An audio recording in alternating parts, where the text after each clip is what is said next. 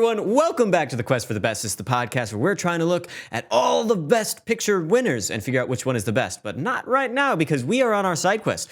Oh, that is oh so correct, Mr. Tucker. We are trying to look at all of the nominees for Best Picture in the calendar year 2022 and figure out which one of them we like the best. And today's movie, I do believe one of us likes it the best. We're talking about Dune, and I think he's made himself quite clear in other reviews what Mr. Abram thinks about this film. So I want to hear what he has to say because, I don't know, I like this movie. Let's just throw it out there. If you haven't seen our original review back in the day when this film first came out, you should go check that out. It's on our channel, and you can hear what our first thoughts were, our preliminary, I guess, or original thoughts about this film. And now we've got some revising. We've all gone and rewatched it.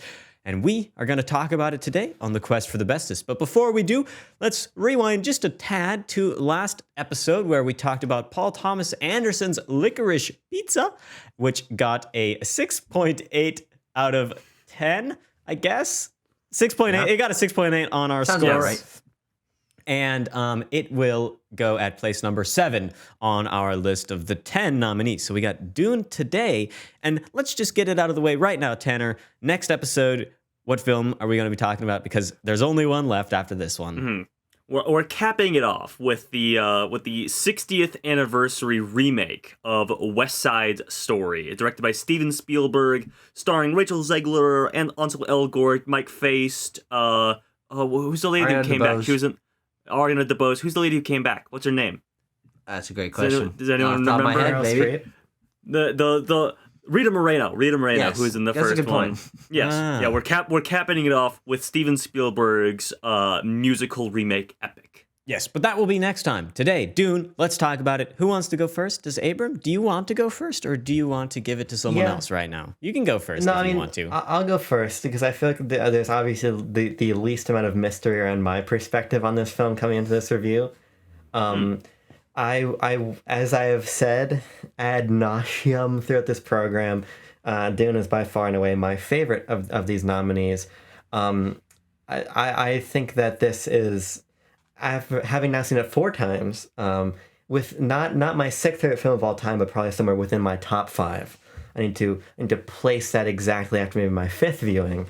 But in short, I think that Dune, from my perspective, is exactly what I want out of science fiction filmmaking.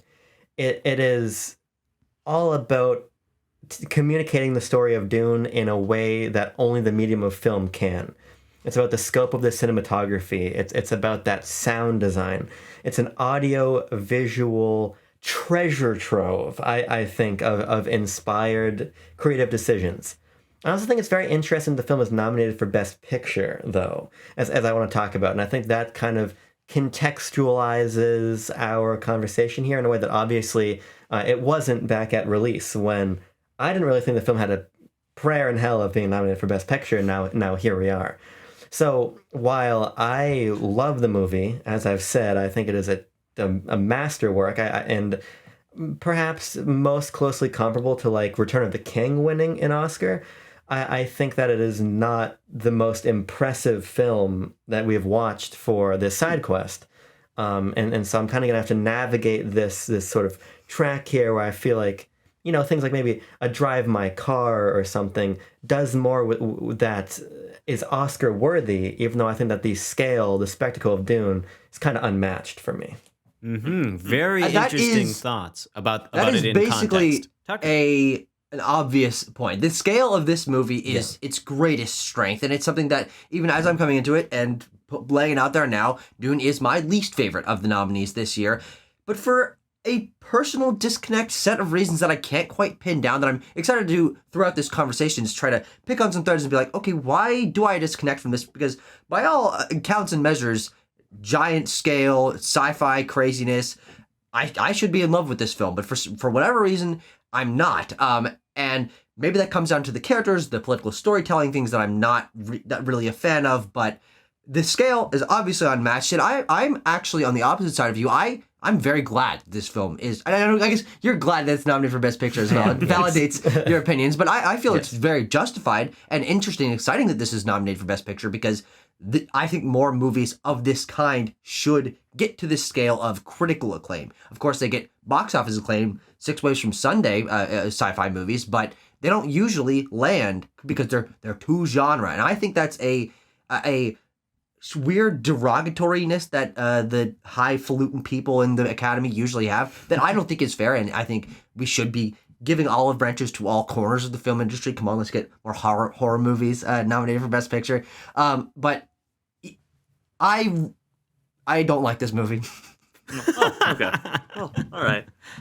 I'm gonna add that soundbite to Tucker going, I just like this movie, so now I'll have 2 of them to play.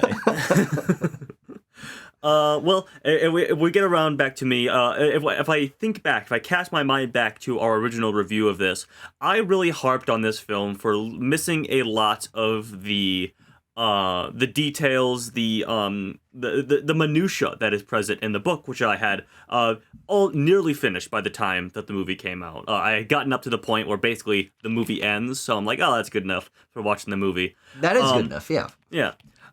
So I did. I on this rewatch, I was like, I wonder how I'll feel about it, because that was several months ago. I'm basically a different person now, all things considered. All the cells in your body have been completely replaced. Exactly. But most importantly, Ship of Theseus, you know. I am more removed from that source material. So I was like, I wonder how that'll impact my viewing of this film. And I was a lot more positive on Dune this time. I think I had a greater appreciation for, like, obviously, even though this movie is 2 hours and 25 minutes or something like that, 2 hours 35, I think, actually. It's got like 10 minutes of credits though. Yeah, you're not going to be able to fit everything from the book in there. So I think this time I gained more of an appreciation for I gained more of an appreciation for what Denis Villeneuve and was there any other writers associated with this film? Does anyone know? There was 3 other people credited for writing this film. Let me see if I can go pull it up. Yeah, there's John. So Denis Villeneuve, Eric Roth, and John Spaeths. Well, kind of weirdly spelled name, but 3 credits for writing. The writing team on this did a very good job of getting the broad strokes of this, which I initially viewed as a negative, but now view more of a positive that might interest some people in Dune lore, and the Dune universe, and lead them into reading the book, or maybe even watching David Lynch's 1984 version of Dune. But yeah, I think this creating something that paints with broad strokes and is marketed towards mass appeal, being a multi-hundreds of $million grossing blockbuster, is more of a strength than I initially gave this film. Very interesting. For me, this review and this conversation about it definitely falls into that. This is a Best Picture nominee. What does this do as a Best Picture? Because, I think we have sort of, not necessarily like subconsciously, but we've crafted in our minds an idea of what a Best Picture is. And I think that while Dune kind of sits a little outside of what we normally ascribe being, what is a Best Picture? Well, it's a talking movie where there's drama and maybe some family trouble, and like that's like a really stereotypical Best Picture. But I think Dune succeeds in that it navigates around the best pick, around like what you expect from it. I think similar to The Shape of Water, genre films don't often show up. And so I'm just happy to see this film in contention. I like it quite a lot. But I think I agree with Abram that I think that there are some other films this time around that go just a little bit beyond. This film I think is fun and enjoyable to watch, but I think that films like Drive My Car really is the one that's sticking out in my brain. Like, push even further in the artistic realm. I don't know. I don't know how to reconcile it. I like this movie a lot. I've had so much fun watching it, but to me, it doesn't really feel like a Best Picture winner, which is really strange. And so maybe throughout our conversation, we can figure out perhaps why I feel that way, or change my mind and convince me that it is a Best Picture winner. I don't know. Sure. Fair enough. Therein lies the rub. Where should we start, gentlemen? Where on the great desert planet of Arrakis shall we start? Well, let's first start with the question. How much desert power does Dune have? No. Is Dune a desert movie? No. I'm gonna start Go with watch the English Patient review if you want to get that joke. I'm gonna start off with the centerpiece of this film. I'm gonna start off with Timothy Chalamet's Paul Atreides. We'll get some character stuff done, and then we can move into sound and cinematography and things of that nature. We'll get all these boring characters out of the way first. And I say that, but I actually did like Chalamet's performance a lot more this time around. I'm not necessarily still in love with it. I think there's a lot of nuances of Paul Atreides as a character in the book that are missing. But I think he's a lot closer to that that very put upon the figurehead of a prophecy, that stoicism that Paul Atreides has, where he's like, I am literally a 15-year-old kid, and I am fulfilling like 3 different prophecies before I can get my ornithopter license.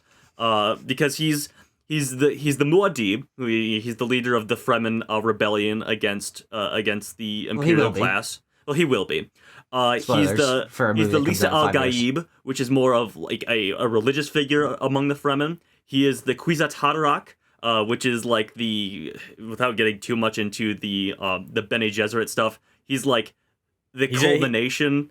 He's like the first male Bene Gesserit witch, so he can unlock like both sides of space, time, and history and memory and stuff like that. He's got That's insane mind powers. Mind power. He's kind of the Ganondorf. Mind power. In a lot of ways, but it all funnels down into this one 15-year-old kid. And I think Timothy Chalamet's pretty good at being like this kid who's been trained his entire life to be like a warrior king and like a mentalist, essentially, like a mind-reading witch guy from his mother. I think he's good at a lot of it, and like I said, I'm not necessarily in love with it, because sometimes it comes across as just, my name is Paul Atreides. I am now on Arrakis. What is going on here? I can't. My father. I must not. I must not betray my father or whatever. See, I think sometimes it's stock standard like that, but I did gain more of an appreciation for it this time. Is what my point is. I think it's interesting that we're starting with characters and moving towards what I think is the strength of the film, which is everything beyond its script, really, because I was having this thought, because I've seen Dune so many times now in such a short time span that I basically know the dialogue that the characters are going to say before they say it, because frankly, there's not that much of it. And so what I was thinking to myself this time is I was trying to imagine if we could exist in a parallel universe where we could have this level of fidelity in visuals and sound in the silent era, what would Dune lose without its script and its verbalized performances? And my answer is I'm not sure it would lose that much, frankly. I think that Denis Villeneuve kind of wrote and cast for aesthetics here. I think that Timothy Chalamet is effective as Paul Atreides because he looks like he belongs in this construction of Dune. I think that basically applies to everybody. Rebecca Ferguson, Oscar Isaac, all these fantastic actors give performances that I think are just fine. But because the film is not particularly contingent on them or interested in delving too deeply into them, because the characters are compelling, but ultimately you're saying, Tanner, yeah, he's the Mahdi, he's the Kwisatz Haderach, he's all these things. But what does that really mean ultimately, right? I think this is a movie. You'll find out in 5 years. This is a movie that kind of slots in its characters to exist to carry you through Arrakis. And to me, again, it returns to this idea that Dune, in my opinion, is a feeling. It's sort of a visceral impact of seeing the vistas and hearing that score. But is it really about the characters? I think the answer is no. And for me, that's why I'm not sure I would put this as the best of the nominees, because frankly, I think Timothy Chalamet's performance gets a lot worse when he starts talking. And it kind of applies to all of them. And I don't necessarily know if that's their fault, because Oscar Isaac, for instance, I think is a fantastic actor, but he just doesn't have much material to work with. And I think that kind of goes for all of the characters. Yeah, it's interesting because I completely agree. And I think we're starting to crystallize a little bit of my disconnect from this film, because what I like a lot about my favorite sci-fi movies is placing really interesting characters into a world entirely unlike our own, but very similar in terms of personality and relatability to ourselves. And Dune creates an aesthetic that is obviously entirely unlike anything we've experienced before. I mean, I've never seen a giant penne pasta ship flying through the sky, but the idea that these characters are intentionally so, but very stoic, very dry, very stone-faced in essentially every situation. The only exception being Duncan Idaho, who's like a guy you'd want to have a beer with if you drink alcohol, which I don't. He's Aquaman. He's like, yeah, buddy. He's kind of just doing Aquaman again. Dragons. But it is, I think, part of the biggest reason why I don't connect to this film, why I'm watching these scenes where you say there's not a lot of dialogue, though I don't think I necessarily agree, because it feels like a lot of the scenes are people in sharp costumes standing around in the inside of gray buildings and talking about politics, which is where the movie loses me. When you cut out to those inserts, which we'll talk about, and I agree, that's where the movie shines, and the scale and the scope and the architecture and stuff like that, that's where I'm sucked back in. But especially with Timothée Chalamet, I personally think he's the weakest link of this film, because he's the performance that I be like, okay, I can see, I think Abrams right visually why he's like he's a Prince Charming looking guy, but otherwise he's kind of just like a teenager. He's a little bit scrawny, but it's a balance that I don't think necessarily works, especially when compared to Josh Brolin and Oscar Isaac and Rebecca Ferguson, who look like they're right off of a medieval painting, and they're acting it too. I think that Timothée Chalamet's performance just sort of dips right under where I would want it to be in terms of seriousness, that it completely misses the mark, and because of that, I don't have a lot of in for the world of Arrakis, the world of Dune. I'm trying to connect to Duke Leto Atreides. I'm trying to connect to Lady Jessica, but they're not the focus. It's Paul. He's the chosen one. He's the one that everything funnels back to. And when that core point, I feel, is kind of a droopy pole. It's not quite a tent pole. It definitely loses a lot of weight for me. See, I think date palm, perhaps, Tucker. Mayhaps that takes the water of 10 people. I like, for me, Paul Atreides and in this film, as portrayed by Timothée Chalamet, really comes forward in the latter half of the film. I think once we get on Arrakis, and once all the prophecies, once he's like in this headspace of realizing that he is like destined to do things that maybe he doesn't want to do, and does he have any choice? I think that's when I get really invested in his character, and I think that Timothée Chalamet's performance is at its best. Is once they leave after the battle about midway through the film, and they're off in the desert, and he's just kind of coming to grips with the loss that has just happened, and he's trying to realize, like, where do I go from here? And he has the realization that the only place to go is out to the desert with the Fremen, which leads him down this like preordained path that he has no control over. And I think that his performance in those moments shines through, and that I get that feeling of his like real angst. He's really angsty in these moments where he's just like, I gotta kill all these people. And I think the film, like Abrams says, at this moment is bombarding us with visual support for what is really happening. I think that the film takes a inverted perspective on like what is supporting who. I think the film's visuals normally support the characters and the actors that are portraying them. But I think in this, the characters and whatnot actually support what is being told visually, because I think that the story and the information is mostly communicated through editing and through visuals effects and through sound design and score and stuff like that, which is a really interesting like those are the parts that make you really feel like Dune. I feel the Dune. So it makes me just think that, okay, perhaps this film is doing something differently artistically and breaking the mold of not just what a Best Picture is, what even a blockbuster is, and how do we tell stories through film. Maybe Denis Villeneuve has broken beyond the lineage of theater and is now using film to its true essence in this film to communicate ideas without just having characters talk to each other and tell you, although all of the exposition in this movie is spoken. I can't really blame him.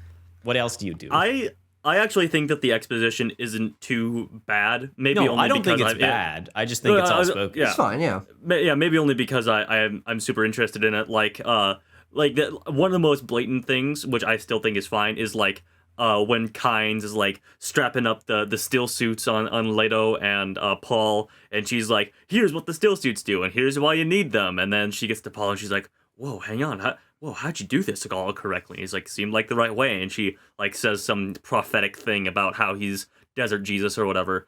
But in terms of characters, I have an apology that I need to give to one of the performances in this film, and that being Rebecca Ferguson as Lady Jessica, because I didn't really much care for her performance. I thought that the way she was written or the way she was performed, I feel like I was on the fence either way in the first review, but I felt like it sort of betrayed who Lady Jessica was in the book, and I take that back because she's a lot like.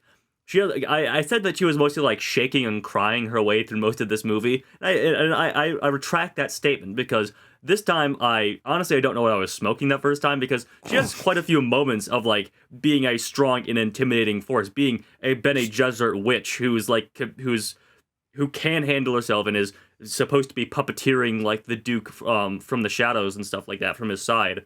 But scenes like where she handles the housekeeper who has the Chris knife and stuff like that. She's like hand signaling to the guards to, like, be ready for violence or whatever. But she's like talking her down from I think in the book it is stated that like the housekeeper was planning on stabbing her if she didn't like know all these things about the history of their religion and stuff like that.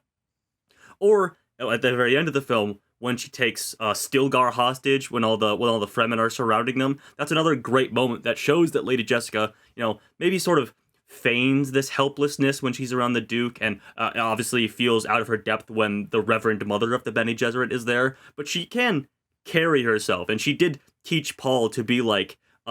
She taught Paul in the ways of the Bene Gesserit, and that comes across multiple times. And she's not someone to be fucked with, essentially. She is a weirding woman, and yes, yeah, we all need a weirding woman in our lives. But I agree with you, Tanner, and I don't know what you were smoking that first time, because for me, the character that I'm able to connect to most and find most interesting in this film is Rebecca Ferguson's Lady Jessica. I think that the role that she plays in terms of the cross connection of lore aspects and politics and how she sits in the middle of all this is fascinating, and her reacting to her son being a prophet and her not being married to Duke Leto and having to deal with the other Bene Gesserit, like all of that I find genuinely fascinating. And so whenever she's on screen, I'm locked in. I'm like, I want to know more about this, and I think that she's probably the one that gets the second most amount of screen time in this film, and I think that's totally deserved, because her dynamic with Paul, her role in the story is by far my favorite part in terms of characters and storytelling. So good on you, Rebecca Ferguson. I also thought that Rebecca Ferguson's performance was just really good this time around. I noticed it a lot more, and I was like, oh yeah, okay, yeah. I'm totally digging what's happening on screen. I'm digging through the sand, Yeah. Abram, do you have any thoughts on Lady Jessica? Otherwise, I wanted to talk about Mr. Sexy Man himself, Oscar Isaac. Yeah, I find myself thinking about the idea Timo said just about maybe the narrative is trying to tell itself differently. It's through the visuals and stuff, because I still contend that I don't find anybody's performance especially remarkable, frankly, still.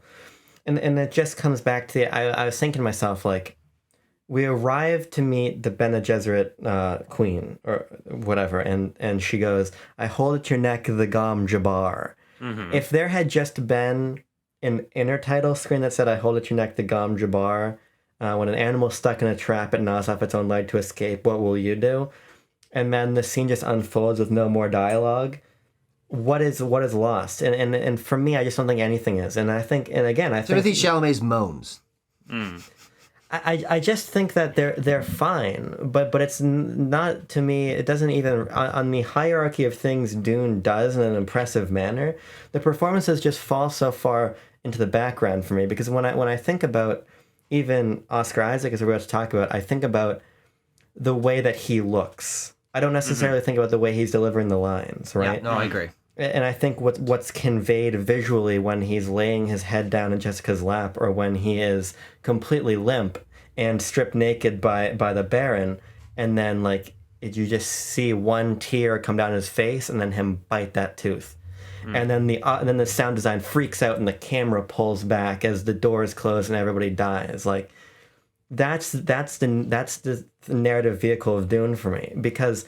Sure, Tucker, there's a lot of dialogue, but it's expository dialogue. And ultimately, I think Timo's totally right. It's reinforcing the visuals. So if I were to talk about Oscar Isaac, I would just want to talk about the fact that he looks good in the House Atreides garb. Yeah, well, I and just- obviously that is still Yeah. performance. All the things you said are still performance. No, it's still performance, but it's not performance in the sense that we would typically describe on Quest for the Bestest. When I think of Sure, success yeah. of their performance, I think the success of their performance comes from the way that Denis Villeneuve blocked out the scene and the ways that the hair and makeup and costuming made these people look.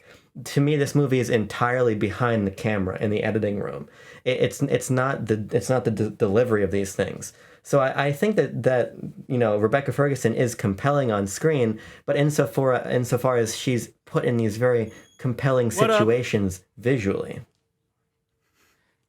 I think I have a crazy idea here. All right. Yeah. This film is adapted from a book. And in a book, Okay. the performances do not matter. There are no performances. You are reading it.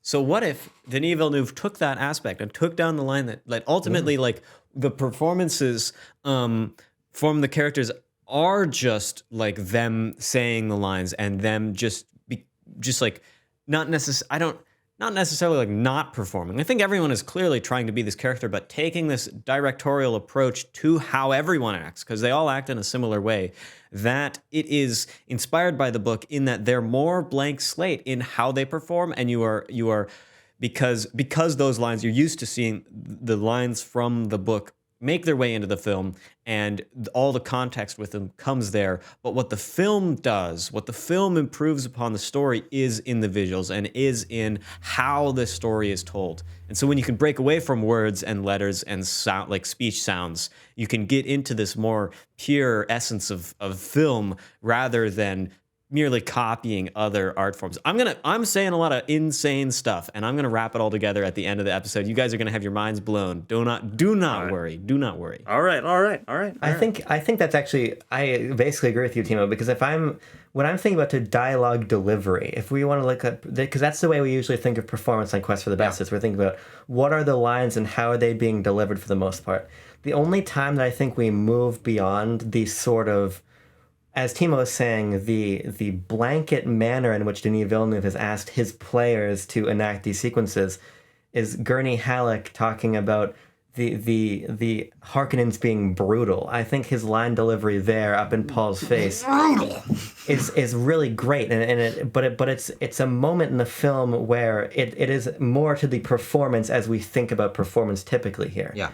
I agree that it is all about the orchestration behind the scenes, opposed to what we're given beyond body language, beyond hair, makeup, costume, in front of the camera.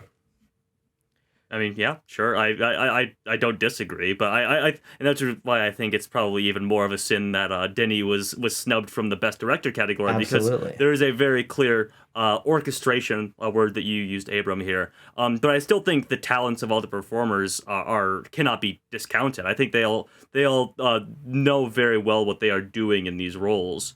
And if I can talk about Oscar Isaac for a moment, because as Tucker said, Rebecca Ferguson as Jessica is probably second for screen time. Leto is probably third, I would say, Hard to for tell. sure.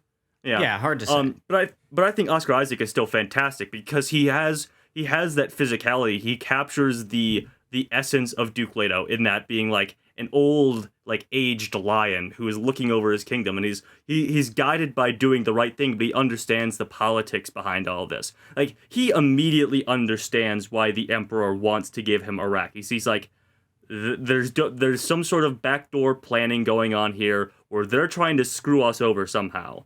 And we are going to ally with the Fremen and basically form an opposing force to the Empire and the Harkonnens. And I think he captures all that in his performance.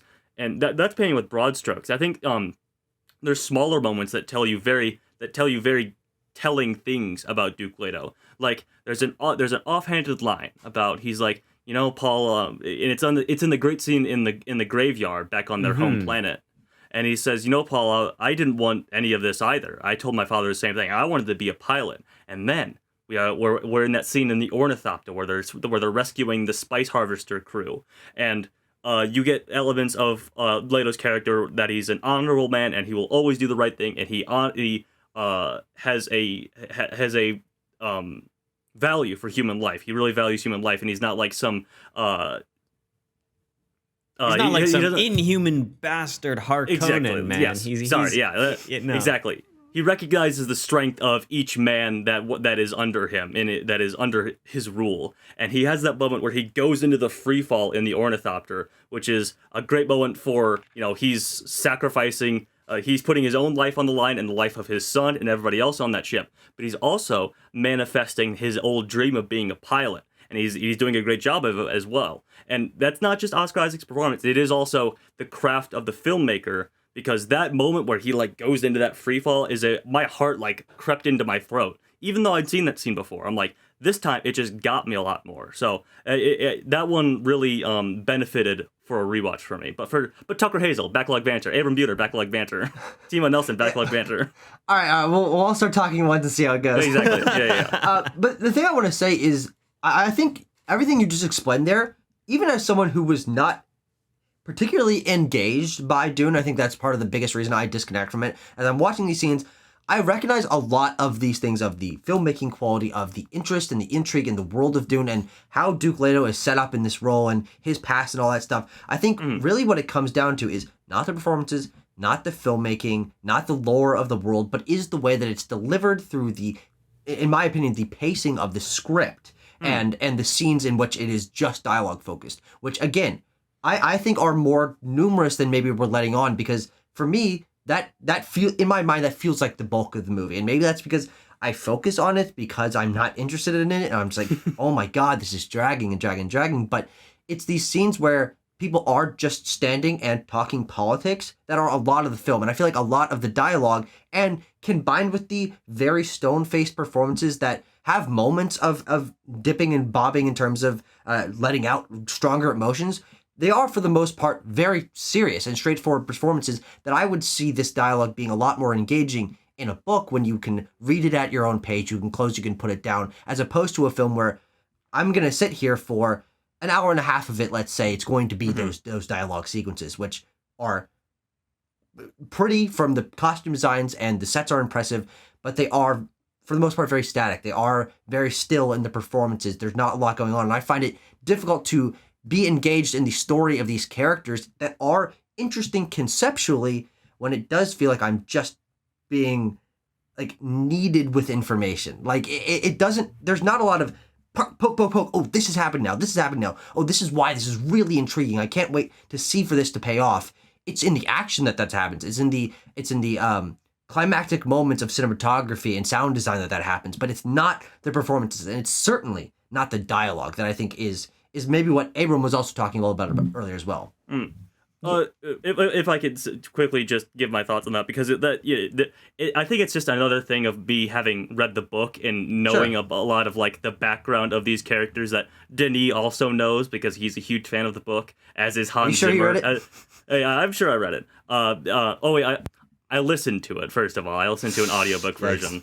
Yeah, sorry. So there is performance involved there for me. Oh, there Abram has it as well. But I've got that I think version maybe why I'm picking up on so much of these things, and I do like the dialogue scenes. I have a number of notes here about oh, this character just said this thing, and that ties into a thing that they think, at least from the book. So that just benefits my enjoyment of it. And I like to think that Denis meant for all of that to be in there, and it's just not present for somebody who's not familiar with the original source material, because as I said in my opening statement, it would be this one would be extremely weighed down if they tried to jam all of that in there. This would be, of course, four and a half hours of character moments and stuff. Yeah. And everyone would love every second of it. I also think I would too. Yeah, I mean, I think that would be pretty fun. I think that that not all of this is the film's fault. I think the book takes absolutely forever to get to Arrakis, and yes. It's the unadaptable book. It is literally it is an uphill battle, I think,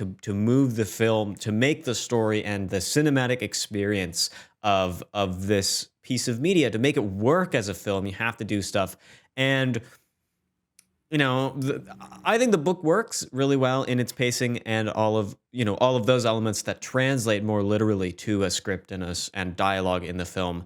And so for me, like Tanner said, those scenes end up having like little lines will be sprinkled in here and I'll be like, ooh, yeah, okay, I know what they're talking about. Ooh, cool. And so while I think it's at a base level interesting, and there's always new stuff being told. You're always discovering new things about the world through what they're talking about.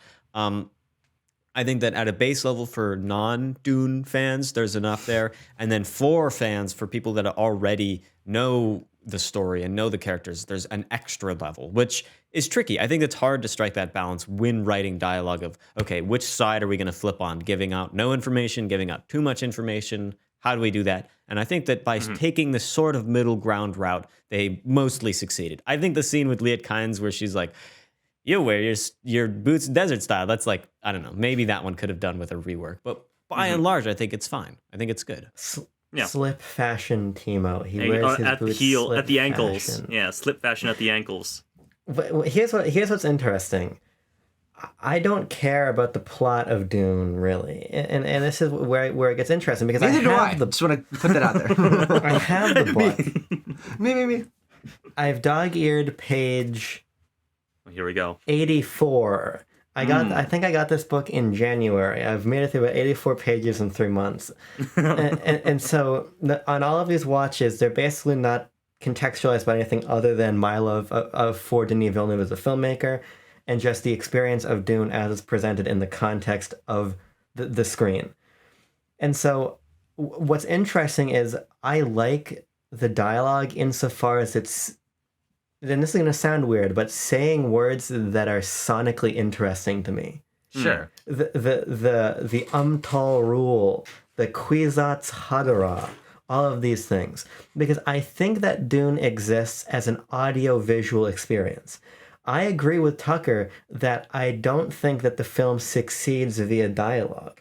I think that the dialogue is sometimes written very sharply, and it's sort of the sort of metaphorical essence of it that sort of feels flowery and interesting to me still, but I'm not sure how often it's really the meaning, because ultimately the story of Dune is, as told in this narrative, could be summed up in like 4 sentences. There are 2 houses. One was betrayed by the emperor. Both alike in dignity. How does Romeo and Juliet Nothing from open? Romeo and Juliet go. Their place on Arrakis gets attacked. Paul And goes then the off. Baron and Paul had sex. Yeah. No, that doesn't happen till book 4. But I just don't think that I this gotta is read where book 4. Dune is effective. And that's why I feel kind of conflicted about where I want to place it in the ranking. Because we think about something like Drive My Car, which is so intrinsically tied to its script. And I just really think that the script here operates as a vehicle to get us into Arrakis and to tell that narrative visually. Yeah. Because, Tucker, you said there's scenes of them talking about politics. I think that there's not nearly enough politics in the movie. Because ultimately, the politics go so far as our spice production is being fucked over. What are we going to do? Sure. Right? Sure. Squeeze, No, they talk rabbit, about and that in Squeeze. multi- That's what you need to do. Squeeze. My point is not that they don't Yeah. talk about that, or is that they talk about that same thing in multiple ways over the course of the Sure. entire film. Like, they're constantly mentioning that sort of thing. And to me, maybe it's a simple political conflict, but they certainly talk about it a lot. Well, Yeah, Tucker, and that's it is my not thing. as simple as it seems. I will let you know. Well, you know what? Tucker. Oh, you wish you knew the full extent of its unsimplicity. And this version of Dune, I think, remains at that simplicity, which is again why I think it is about the audio-visual experience of being in front of Dune that is compelling, not necessarily the fact that Paul's a Bene Gesserit or really anything that happens on that level. Again, I think Denis Villeneuve crafted a way into the world, but it is the fact that you're stepping into the world that's compelling. People think of Marvel movies as like theme park attractions, which I don't think is quite accurate. I think something like Dune is more accurately compared to a theme park attraction, because there's a sense of immersion from this film that I think is unparalleled in the ways that it feels like you're being enveloped by Arrakis. And the scale of, here are Paul and Gurney Halleck, and then here is the Spice Harvester, and then here are the sand dunes, and then here is Shai Hulud, right? And that is Dune. it's not the Baron selling off the spice reserves slowly as to not crater the market. That's Dune, right? Well, agree. I believe we're agree getting to, some prop comedy. Agree to disagree there, Abram. Sure, but sure. I will use that to transition into the nominations for this film, because they are heavily weighted in what you say about Dune. At least the Academy seems to think so, because this film was nominated for Best Picture, obviously, and it was also nominated for Best Adapted Screenplay. But the bulk of its nominations are such: Best Cinematography, Best Costume Design, Best Makeup and Hairstyling, Best Editing, Best Original Score, Best Production Design, Best Visual Effects, and Best Sound. And I will let you know that the Motion Picture Sound Editors Association over the weekend gave it the editing award. So other industry bodies for sound gave it, because of course, I pay attention to the sound editing awards from the minor guilds outlying. Yes. I think it's Go for it, thesis Timo. time. I'm gonna lay down the law. It's thesis time. Golden order. I got some help here. Me and Mr. Sandworm are going to do a little thesisizing, because Abram, you referenced a book. I got another book here. It's largely unimportant what actually it means, but the idea that films can be told in ways that do not center around the script is really interesting to me. And in the process of discovering that this film goes beyond the script and uses audiovisual means to tell its story, the fact that it's nominated for Best Editing, I think, is really, really good. I think that this film's editing does so much work. And filmmakers that I've been studying recently from ye olde 1920s, these crazy montage guys like fucking Eisenstein and Dziga Vertov would love Dune, because Dune cuts around. It will just show you some random thing that doesn't exist in real life, because the characters are thinking about it, and because it matters to the story. It has all this non-diegetic editing, aka montage editing, like it's ideological montage in its prime, and it uses Dialectical. If Dune is dialectical, I'll be the first to say it. It is. There's two houses and they fight. It's conflict. What else can you say? But It's also political. Sorry for everyone out there. That Dune does have politics in it. That Get maybe politics out of apply to my our Dune, real you know? world. So that maybe apply to the real world. I'm not gonna. But Timo, please continue. I do think that Dune uses elements of filmmaking that are only available to filmmaking. Only filmmaking can cut around and show us these things in this temporal manner through the use of editing and through the use of all these, visual effects. Sure, maybe theater could come close to it. Maybe. But only really film can tell a story like Dune. And so to take a book that seems so unadaptable and seems so impossible to show in any other medium than literature, than in the written text, and to transform it into a film that only operates using elements of filmic narrative and filmic storytelling. I don't know. It makes me excited. Abram, you keep talking about it. I'm like, dang, this is like, it makes my media studies brain go crazy thinking about the way that this operates in a way that's almost a little fundamentally different and more experimental than we're giving it credit for, I think. I think the fact that if it dares to deviate from this, super story-centric plot and moves into a more experiential, audiovisual, you are looking and experiencing and what's happening. And when I first saw it in the theaters, it's like mind-blowing to sit there and just have it all wash over you and just feel that, to feel Dune. What does it feel like to sit there and watch the film? Even at home, I thought it wasn't as the same. But the fact that still sandy. I don't like it. And the inside Feels of my bad. the inside of my sock puppet is all sandy too, so it's gonna mean I'll have to vacuum after this. I think, to wrap all of that crazy discussion up, Denis Villeneuve has tried something new, and I think that it's evident that it doesn't work for everyone with Tucker. I think that not everyone has the priorities. Not everyone wants to watch a film that has a lot of more ambiguous storytelling and more, all these things that we've been talking about. But for me, and I think for Abram also, I'll speak for both of us here, it really succeeds in moving into a new realm of filmmaking, a realm that doesn't, that is fully emancipated from the slavery of the script. It's really like the Death Stranding of movies. It's a Strand type film. That is, it's what everyone's been saying. Yeah, Exactly. Yeah, Abram? I mean, I think all the audio visual stuff is very good. But Abram, sorry, you can go ahead. Yeah, I mean, my favorite movie is Blade Runner, and the plot of Blade Runner is horse shit. That is by far its most and most deservedly criticized facet, because I think that it's a film that is similarly preoccupied with the ways that 2019 Los Angeles feels. But Dune does that on a scale that I was is, there. 119 Los Angeles, so let me tell you. on a scale that's like even Blade Runner. bigger. Yes, And even I agree bigger. with you completely. Yeah, because here's where I come down on it. Every one of those nominations you read out, Tanner, I think Dune deserves to win. I will probably win. But the Academy and the structure of Best Picture is not that. It's not those categories. And so I think about it this way. I think Dune is the greatest achievement of film in 2021. But I'm not sure We it haven't seen hits West all- Side Story yet. It doesn't hit all of those tenets of what does the best picture do with the performances, with the script, with all these technical elements.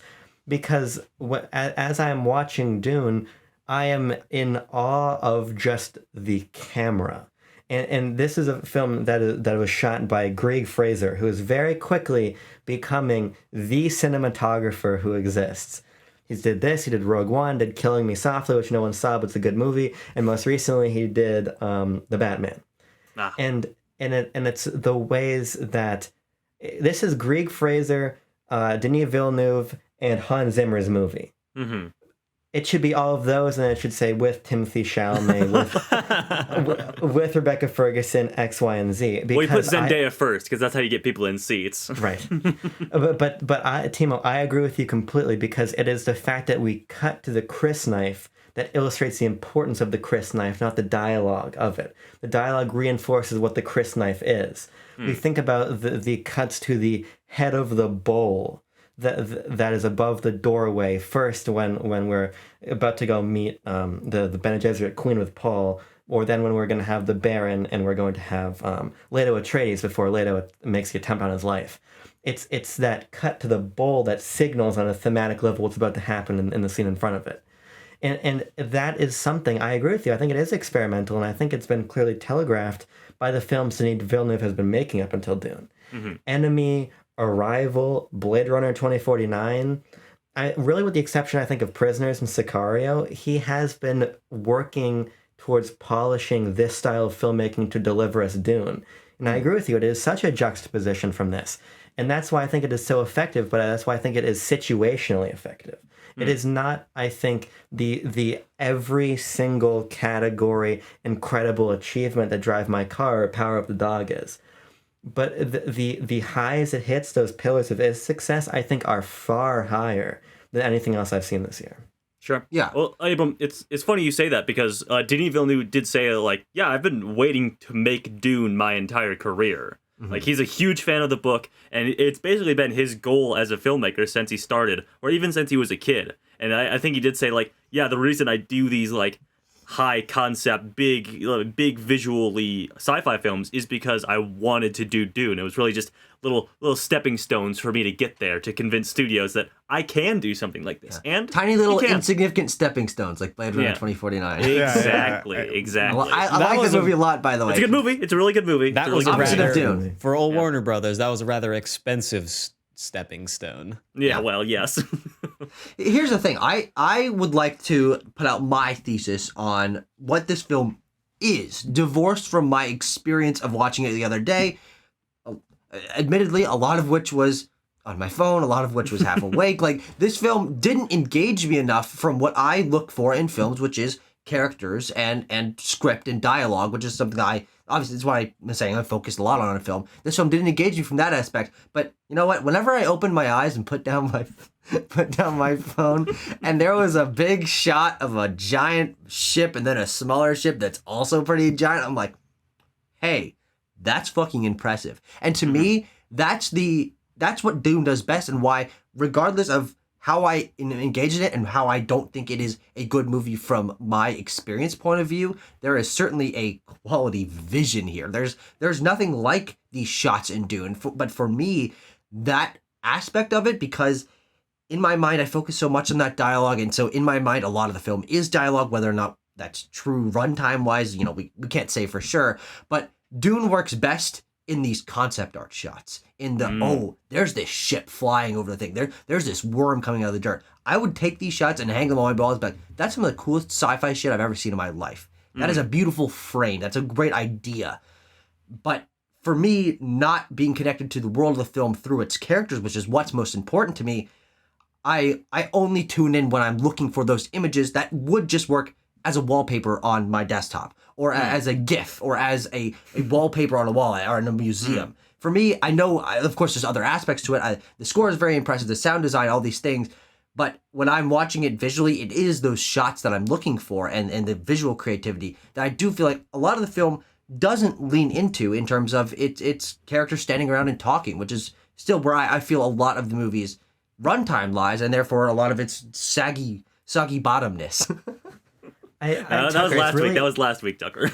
It's really interesting you say that, because I think we reach the same point, but you reach it by not enjoying the movie, and I reach it by really enjoying the movie. Sure. Because I agree with you, it is those shots. But what I think about, and what I think Dune is such an achievement from my perspective, is because those shots make you an active viewer from my perspective. And it returns the idea of like the theme park ride. So let me take you down to a horse shit theme park aside for a second to establish what I'm about to say. Okay, here we go. Theme parks exist in small tracts of land, but they feel huge because they are tracts of land. they are about the ways that they visually trick your eye into believing depth, believing various things. For instance, Star Wars Galaxy's Edge is built like down below the rest of Disneyland, so your sight lines do not break your immersion of being in Star Wars because you don't see Fantasyland or something. It's about the ways that they can, on a production level, construct your environment to inform your viewpoint, and that makes you actively immersed in that theme park.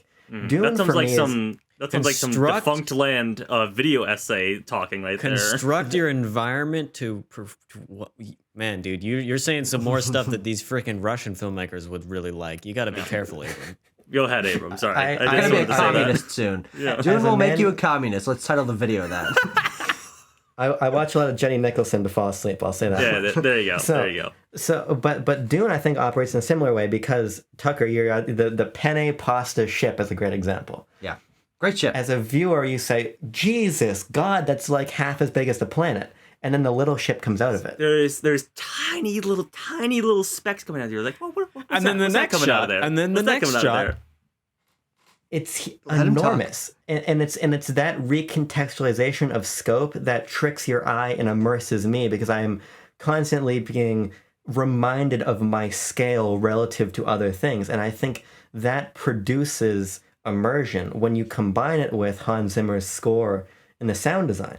And to Timo's point, that is an experience that is irreplicable anywhere else in art. And for me, that is immersive. It's not necessarily flat or just wallpaper worthy because it is the way the camera moves through these sequences and shows of scale that operate to. What if I said evoke- animated desktop wallpaper? With sound playing in the background. Because Wait, that hang on a evokes- second. That sounds like a. It sounds like a movie.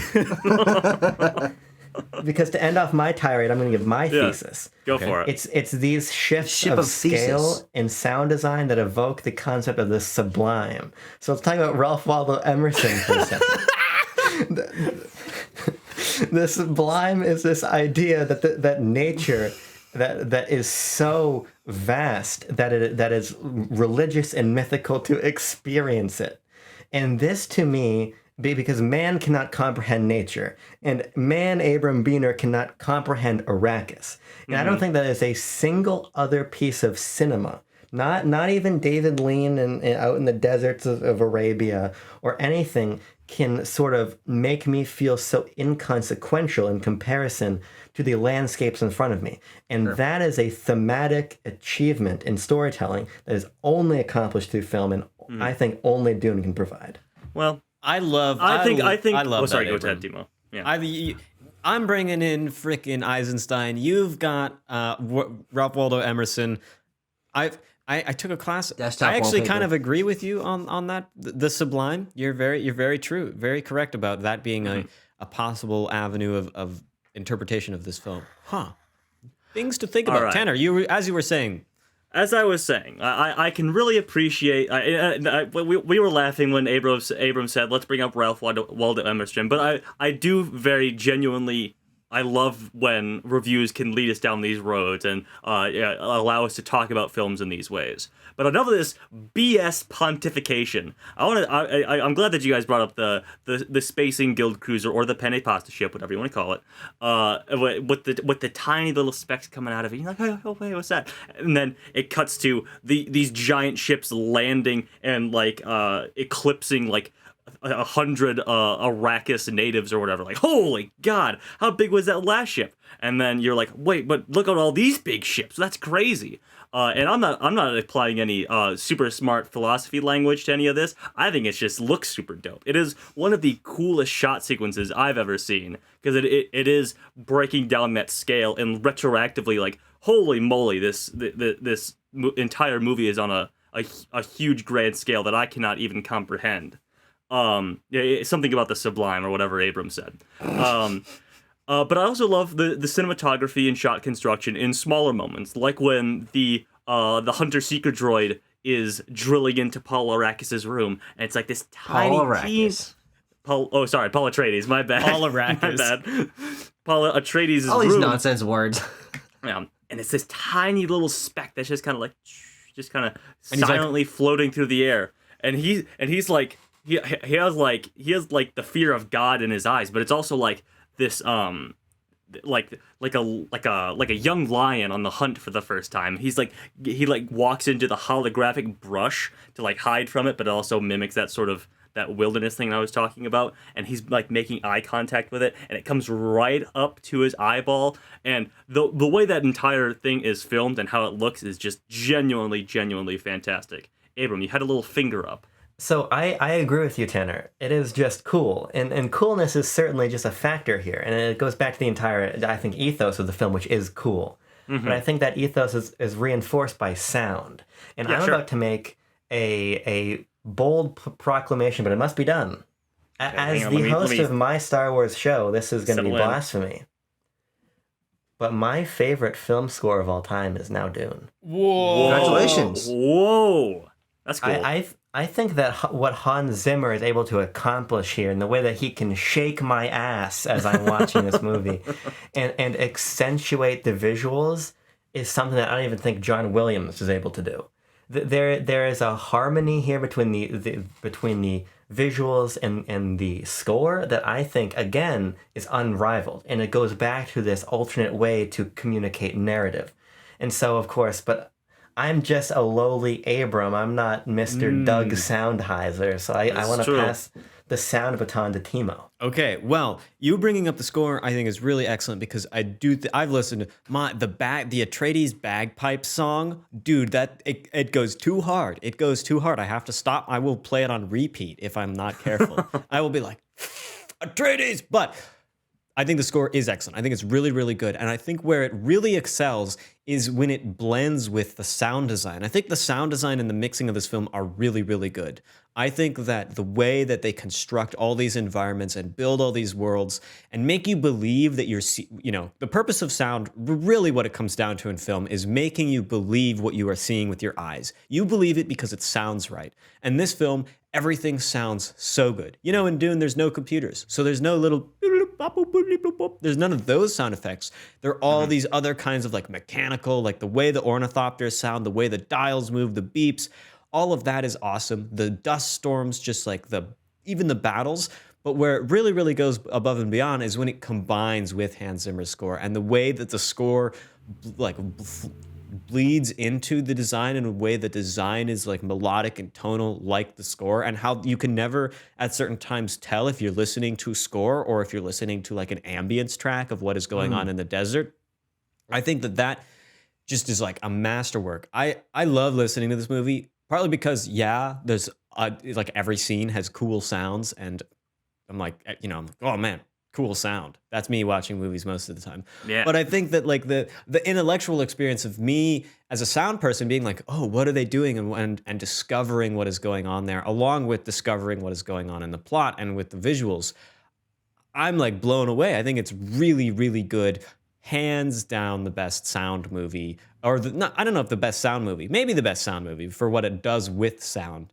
Because a lot of other movies are very good sounding this year, but I absolutely think it should win, and I think it will. I don't think the Academy is stupid about this one. The way that the dust, Spice makes little tinkling sounds. That's awesome. I love it when he's like, I can see the spice, and then you see the little particles, but you also hear the particles. Particles don't make sound in real life, but they do in the movies. Little particles, and so it's good. It's awesome. I love the sound in this movie.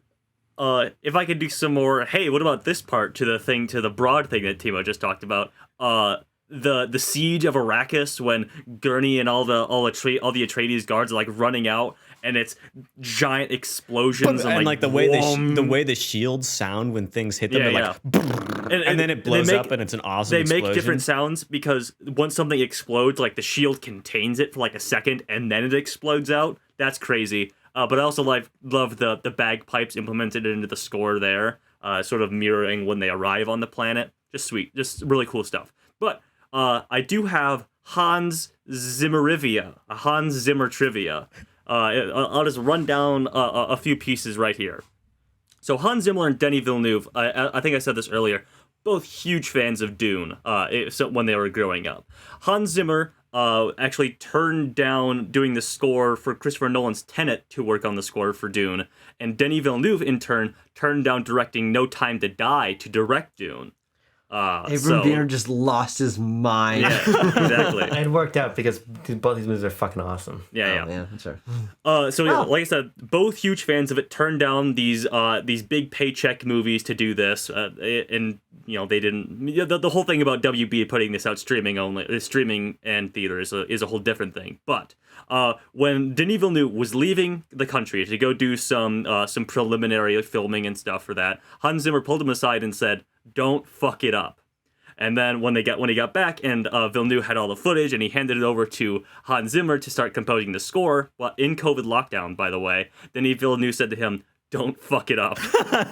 So it's just sort of like this shared sort of reverence for this material between these two guys, which I think probably elevates it to a certain degree. And Sure. Hans Zimmer also apparently created new musical instruments for the score of this film, which is just a crazy thing that he did. I don't know Sorry, how go ahead. most of the sound, like the actual like musical elements to the score are like created. There's like some like really beautiful, I think that's an English horn in a little bit of it, but like those like, the percussion hits. Oh, yeah. I don't know how he made that, but it sounds awesome, so I'm all in on it. And like I said, Like Crash Bandicoot noises. Hans Zimmer did make the score during COVID lockdown, and he apparently constructed a studio next to his daughter's bedroom. He recalls, "She will tell everybody that she suffers from bagpipe PTSD because it's 5:30 in the morning and I'm still blasting away and the whole house is shaking." So, Headphones. yeah. You Hans, can't. Headphones. Hans, don't put the headphones on. Your mix will suffer, bro. You have to mix in stereo with speakers. Hans, dude. respect your family. No, and he just cranks up the bagpipes to 11. One more point I want to make about bagpipes. sound Yes. before we go on is that the movie also uses no sound as well as it uses sound. Truly. The moments of silence in this film are incredible. I think one of the most stunning shots and even my girlfriend Jean, who, when she didn't say anything when the movie ends, I kind of knew what she thought of it. She's in Camp Tucker on this one, I think.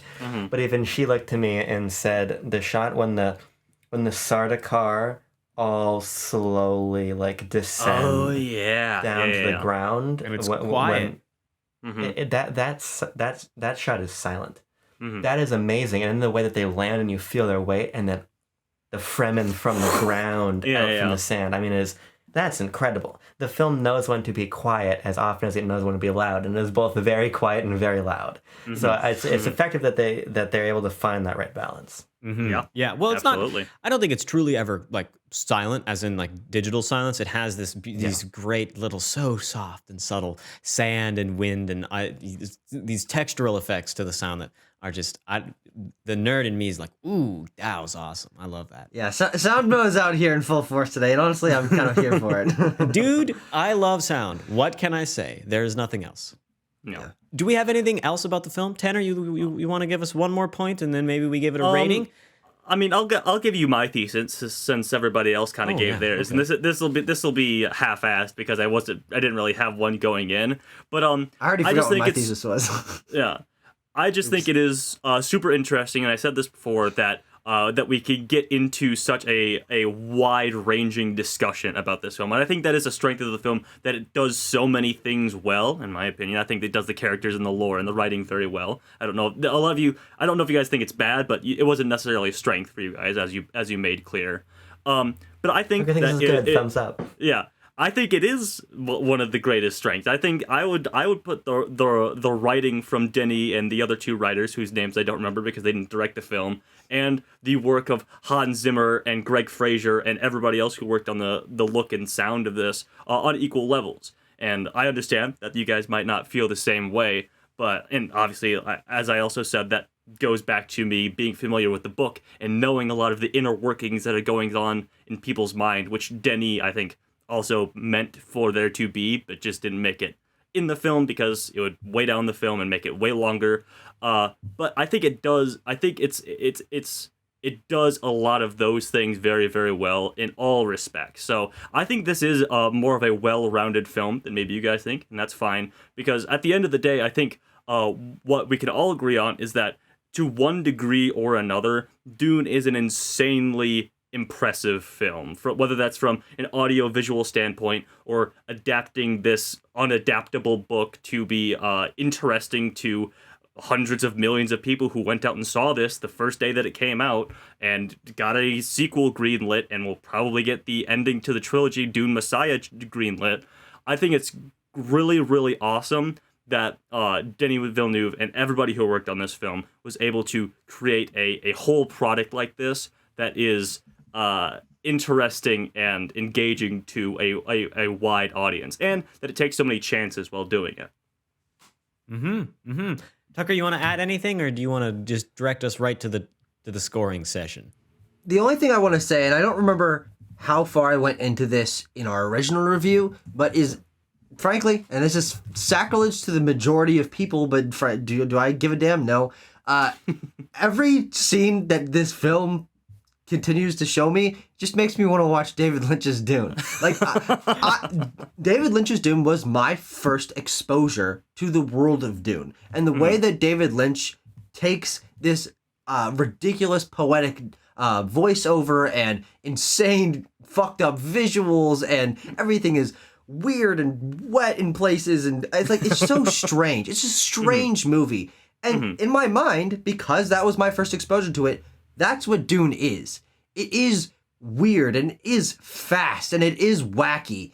And this movie's not that. And that's not inherently a bad thing, and obviously it's a huge positive to most people. But I do think that, from my experience, I'm looking for more of a creative spark that obviously this movie has in certain regards, but it is lacking an energy for me. It's certainly got a sound energy. It's got a sound energy that makes my entire body vibrate. But maybe I'm not looking for that. Maybe I'm looking for a little more color, which obviously this movie avoids, which is an intentional choice. But this movie doesn't do what I want out of sci-fi, and that's okay. However, it does make it a very vapid experience for me. I'm sitting here and watching this movie. I'm like, yeah, I see the visuals. Yeah, but can I have a little something more, please? And maybe I'll get that if I read the books and I'm able to connect to the lore a little more. But I'm not gonna do that. I'm sorry. Like, you don't need to. In all honesty, I don't have the mental bandwidth for that. You know what? Denis, Tucker wants Fade Routha in part 2 to have red hair, look like he stuck his finger in a socket, and be wearing tiny little underpants. Do it, or you're a coward. Yeah. Do it. Yeah, of course. I'll have to say, Bring back the Baron being funnier and floatier. Bring back the giant fish guy in the tank. Bring back It is The giant really fish. wish- You don't. The giant fish guy in the. Just hold your horses on that one, man. There's literally bring back like the two more shields that movies look like coming. Roblox. You know, Yes, come on, Roblox come on. shields. This is the wackiness that Dune needs. Denis, get on it. Yeah. Well, Okay, we did it. I think it's time. I think it's time to rate this movie, and then old Mr. Sandworm has got something to say once we're done Oh boy, rating. here we it. go. Alrighty, Oh, man, I have a number. do I have a number? Man, I I have don't. a number. I have a number. Okay. Okay. 3, 2, 1. All right. Wow. Whoa. And as I would have expected, Abram gave it a 10.0. Who would have seen that coming? Abram loves this movie, but the average score is a little lower than that, with an 8.8, going down from Abram's 10.0. I gave it a 9.3, Tanner gave it an 8.7, and Tucker gave it a 7.3. So 8.8, that's going to throw it 1 decimal point above Power of the Dog for place number 3 on our list. There you go. Well, how about that? How about One that? thing I want to say is I as I began this review and I came into it, I'm like, well, I need to contextualize this based on the Academy and based on the Best Picture pantheon. And I said, fuck it. No, of Because course. first of all, the score is mostly an apology to Denis because I watched his speedboat in my proverbial bathtub because none of my 4 viewings of this film were in the We're theater, in theater. unfortunately. But You're gonna but love the other it when thing- you go see it in the theater, man. It's better. It gets better in the theater. I can't fucking wait. I hope it gets like when it wins. I hope it goes back into IMAX for a minute so I can see it. But ultimately, throughout our discussion, I think that I was just kind of galvanized in the fact that while I don't think this is a perfect movie, for me a score is, first of all, there's basically no continuity between my Quest scores. I come up with them 3 seconds before I put them in, and I forget them 5 seconds after. But also, I think of this scoring as a ratio. And the ratio of Dune's successes to its weaknesses is like up on my ceiling where that ugly light is, and then down on the floor where you can't see it. That's the positives to the negatives. I got one of those And so nipple for lights me, too. This is So a do I. 10 out of 10 film. It's a masterpiece. It's not a perfect film. And I think that in the under the traditional Oscars, here's what a Best Picture movie is. It is not Power of the Dog. It does not Drive My Car. But if the Oscars are based on quality, and I was voting, and I was the only one voting, Dune would win. As we've already established last year, to hell with whatever the Academy thinks the Best Picture winner is. We're going postmodernist, baby. A Best Picture winner can be anything. Anything.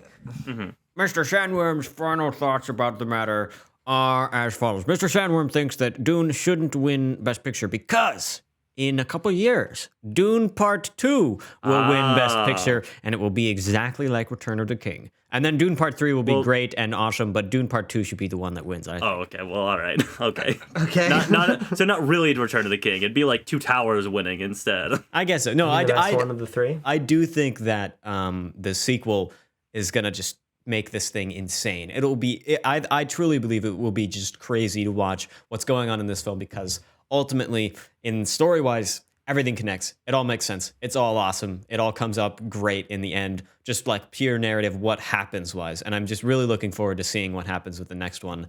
And I don't think this film needs to win Best Picture for it to be really, really good. And for it to be... It's already the highest grossing one of the 10 nominees, I think. Yeah. This was a massive success. We get another Dune movie. We maybe even get 2 more Dune movies. I mean, if that doesn't make Dune lovers like me and everyone else except for Tucker here jump for joy, I don't know what will. You know, what else can you ask for? Besides more Dune movies, man. I'm excited for the sequel because I hope that's where it gets good. I think that watching a film with a more cohesive ending, that's something we didn't really talk about here. This is a part 1, and I don't blame it for having a sort of peter off ending, but that certainly does hamper my enjoyment as the film is concluding. But a more conclusive ending, more action, presumably. I mean, this is where the battles begin, and fleshing out a lot of things that were started here. I do think that it could recontextualize this film in my mind. Unfortunately, that means I have to rewatch this film in 3 years when the next one comes out. You know, it's just going to be the horse that I have to wrestle with. But Can't I'm wait excited to for Dune. Yeah. Can't wait to see Florence Pugh as Princess Irulan. Yeah. And Austin Butler as Fade Routha. Where's Sting? I want Sting as Fade Routha. Put Robert Pattinson as Fade Ralphie, you cowards. Dude. At least we've got Rebel Moon to watch between now and Dune. Oh, hopefully. yeah. Is that a sequel to Sailor Moon? Yeah, Zack Snyder directed sequel to Sailor Moon. Ah, I see. Okay, well, I think that we've gone on long enough about the Dune movie. Next week, as you heard at the beginning, we are talking about West Side Story to wrap out all of the nominees this year. So we get a little song and a little dance and a little reboot action for us next time. Thank you for joining me. Thanks for talking about my movie. And we'll see you all next time. Peace.